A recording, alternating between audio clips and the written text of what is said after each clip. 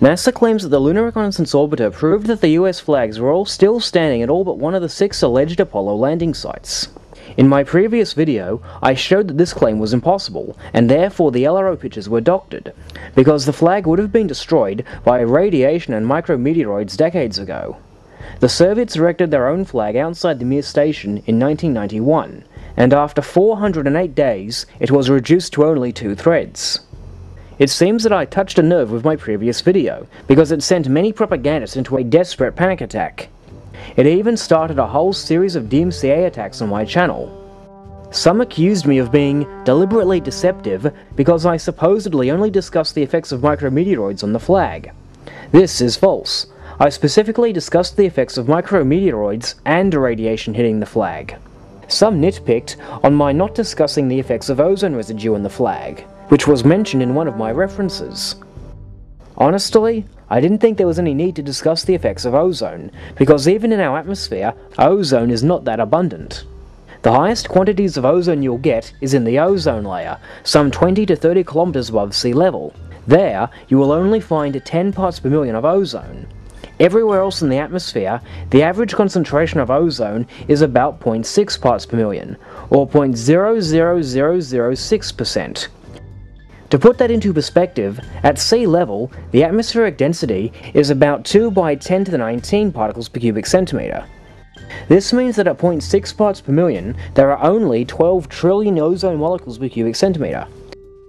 12 trillion may sound like a lot, but that is insignificant next to the 15.6 quintillion nitrogen molecules and 4 quintillion oxygen molecules that make up the vast majority of our atmosphere. Or put another way, Mount Everest is 8,848 meters tall. 0.00006% of that height would be a measly 5 millimeters. But I'm afraid it gets even worse than that, because this 12 trillion number applies to sea level. Atmospheric density decreases with altitude. Near 600 kilometers above the Earth, this density drops all the way down to 20 million particles per cubic centimeter. This would yield an ozone density of 12 molecules per cubic centimeter, and to be blunt, that is being more than generous to the pro-NASA side, because I'm using the average concentration of ozone in our atmosphere, not the actual values. This reference places the ozone concentration in our atmosphere between 0.001 and 0.125 parts per million. This is somewhat less than 0.6 parts per million. But being generous, I'll stick with the 0.6 number, for now. The Mir station orbited the Earth at around 370 kilometers above sea level. At around 300 kilometers, the density of the atmospheric gases is between 10 to the 7 and 10 to the 9 particles per cubic centimeter. Taking the sum of these densities gives us 1.01 billion particles per cubic centimeter for 300 kilometers. Of course, the density will be even less at 370 kilometers. But I'll be generous and use this 1.01 billion number. Applying that 0.6 parts per million to this density, we find that there are only 606 ozone molecules per cubic centimeter. Out of curiosity, I took an average of the ozone densities at 300 kilometers and 600 kilometers, and got 309 molecules per cubic centimeter. So for 370 kilometers, we can expect an ozone density somewhere between 300 and 600 molecules per cubic centimeter. Assuming the higher end of this range, that means there is 20 billion times as much ozone on the ground than where Mir orbited. Actually, all of this is of course being rather generous, because I was using the average ozone quantity in our atmosphere. Realistically, since we're talking about residue, we should expect something less than 0.001 parts per million at these altitudes.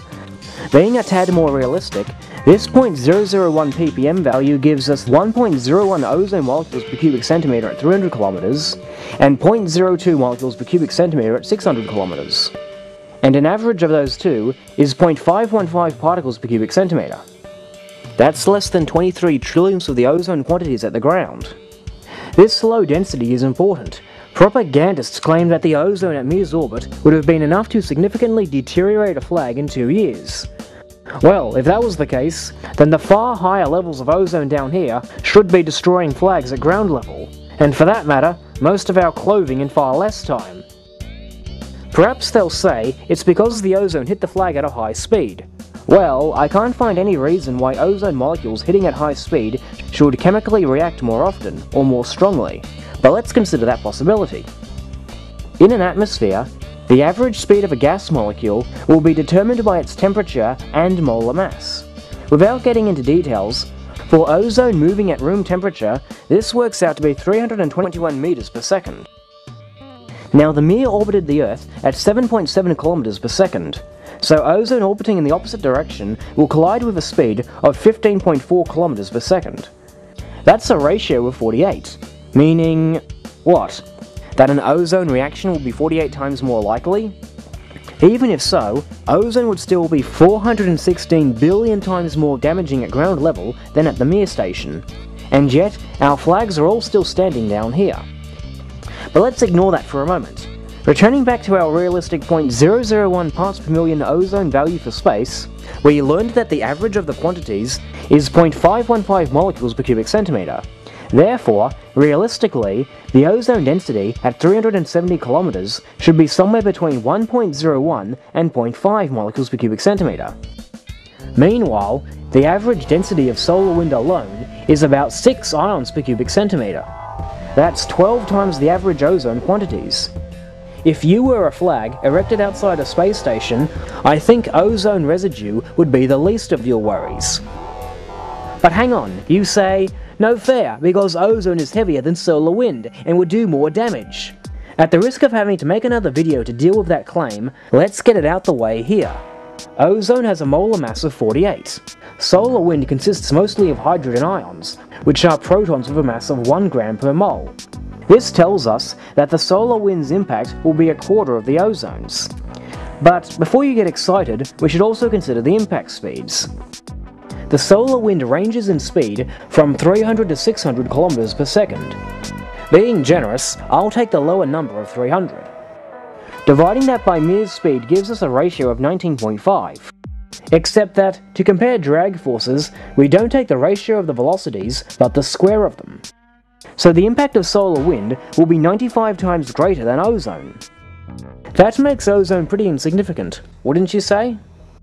When their ozone argument didn't work, propagandists cited an astronautics.com article that contains the following passing mention.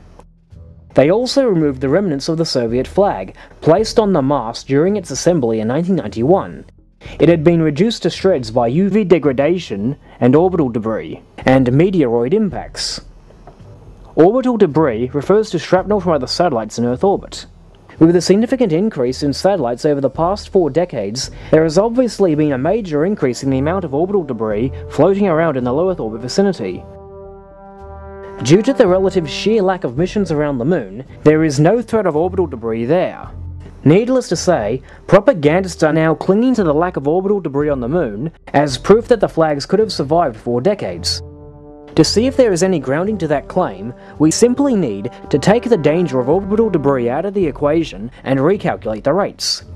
In my previous video, I cited data from the Lunar Orbiter probes and the Earth orbit satellites Explorers 16 and 23. All 7 of these vehicles carried micrometeoroid detector packages with a collection surface area of 0.186 square meters. You can see from this table that the lunar orbiters received 22 punctures at a rate of 0.16 punctures per square meter per day. Explorer 23 sustained the most damage with 50 punctures over a rate of 0.36 punctures per square meter per day. If we divide the number of impacts by the rate multiplied by the collection area, we find that it took 747 days to sustain these 50 impacts. Of course, this was back in the 1960s, when there was virtually no orbital debris. We need to correlate this with the hazard of the 1990s. I learned that between March 25, 1996 and October 1, 1997, the Mir station carried an instrument called the Orbital Debris Collector. I do stress that this data is from a few years after the Mir flag was destroyed, and so the rate of punctures here were probably slightly higher than those of 1991. But as you will see, I am again being more than generous to the pro-NASA side. It carried 2 detectors, each with a surface area of 0.35 square meters. Of the 2, Tray 1 contained the most punctures, 212.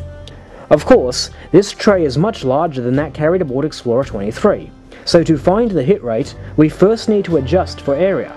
We divide the number of punctures by the number of days multiplied by the surface area, and we get 1.09 punctures per square meter per day. Comparing this to the 0.16 numbers from Lunar Orbiter, we get 6.82. That means it would take 6.8 times longer to destroy a flag on the Moon, or 2,774 days, which is about 8 years. This is far longer than my original 2-year estimate, but inconsequential to my overall conclusion. Taking orbital debris out of the equation means that those flags would have been destroyed by 1980. It's difficult to imagine them surviving well into the year 2012 and then be photographed by LRO. But hey, I was being generous, wasn't I?